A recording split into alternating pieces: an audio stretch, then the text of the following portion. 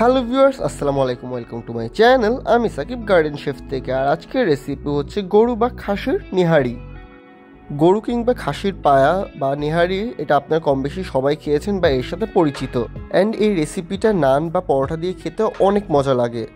And কুরবানির পর সবাই কম বেশি এই রেসিপিটা বাসায় ট্রাই করে খেতে চান। সো আজকে দেখাবো একদম খুবই সহজে বাসায় এই রেসিপিটা কীভাবে তৈরি করতে পারবেন। তো কথা না বাড়িয়ে তো চলুন ভিডিওটি শুরু করা যাক। ফার্স্টে একটি প্রেশার কুকার নিয়ে এখানে আমি দিয়ে দিয়েছি 2 কেজির মতো গরুর পায়া।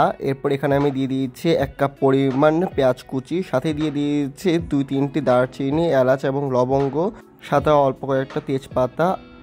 দিয়ে দিচ্ছি 1 চামচ থেকে একটু বেশি পরিমাণ আদা রসুন এবং জিরা বাটা।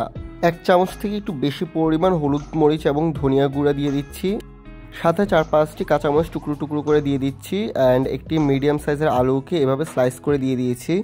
1 চামচ থেকে একটু বেশি পরিমাণ লবণ দিয়ে দিয়েছি এবং এরপর এখানে আমি দিয়ে দিয়েছি 2 লিটার পরিমাণ পানি। এরপর সবগুলো উপকরণকে একসাথে ভালো করে একটু মিক্স করে নিব। এরপর এটাকে ঢাকনা লাগিয়ে প্রায় 45 মিনিট থেকে 1 ঘন্টার জন্য প্রেশার কুকারে সিদ্ধ করে ফেলবো। এবং আপনাদের এই ভিডিওটি দেখতে ভালো লেগে থাকলে প্লিজ একটা লাইক করে দিবেন। এরপর এখানে আমি 2 স্লাইস পরিমাণ পাউরুটি নিয়েছি। এটা নিয়ে একটি ঘোল তৈরি করব, যেটা এই নেহারিতে ঝোলের গ্রেভিটাকে আর একটু বেশি ঘন করে তুলবে। ছোট ছোট করে টুকরা করে নেব সেগুলোকে। এরপর ফিল্টারের পানি দিয়ে একটি বাটিতে ভালো করে এগুলোকে মাখিয়ে নেব। দেখতেই পাচ্ছেন হাত দিয়ে আমি কিভাবে এগুলোকে ভালো করে চটকে নিয়েছি। এরপর এই ঘোলটাকে আমি নেহারির মধ্যে দিয়ে দিয়েছি। প্রায় 1 ঘন্টা পর সিদ্ধ হয়ে গেছে আমার অলমোস্ট এই নেহারিটা।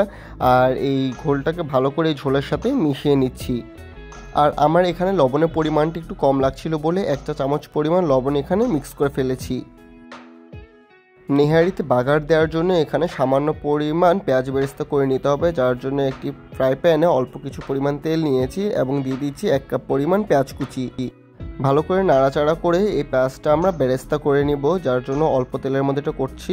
আর সাথে এখানে দিয়ে দিয়েছি আমি সামান্য পরিমাণ একটু রসুন কুচি আর শুকনো 2-3টি মরিচ, এগুলো দিয়ে ভালো করে এটাকে বেরেস্তা করে ফেলবো। এরপর এই বেরেস্তাটাকে আমি দিয়ে দিচ্ছি এই নেহারির উপর। অ্যান্ড এতে অনেক সুন্দর একটা ফ্লেভার আসবে নেহারি থেকে। এবং আমাদের চ্যানেলে নতুন হয়ে থাকলে প্লিজ চ্যানেলটি সাবস্ক্রাইব করে দিবেন এবং বেল আইকন বাজিয়ে দিবেন।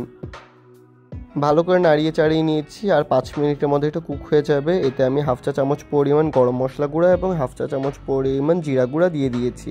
এরপর ভালো করে এটাকে 5 মিনিট নাড়াচাড়া করে নিলে এই নেহারিটা রেডি হয়ে যাবে। সো রেডি হয়ে গেলে একদম পারফেক্ট রেস্টুরেন্টের মতো গরুর পায়া বা গরুর নিহারি। সেম রেসিপিটা আপনার খাসির মাংস দিয়েও করতে পারবেন এবং এটাকে পরিবেশন করতে পারবেন পরোটা, নান, রুটি কিংবা লুচির সাথে, যেগুলোর ভিডিও লিঙ্ক ডেসক্রিপশনে দেওয়া থাকবে। সো আশা করি ভিডিওটি ভালো লেগেছে। ভিডিওটি ভালো লেগে থাকলে লাইক, শেয়ার এন্ড কমেন্ট করতে ভুলবেন না। নতুন নতুন ভিডিও পেতে সাবস্ক্রাইব করে পাশে থাকা বেল আইকনটি বাজিয়ে দিবেন। আর আমাদের সাথে যুক্ত হতে ফেসবুক, ইনস্টাগ্রাম পেজের লিঙ্ক ডেসক্রিপশনে দেওয়া থাকবে।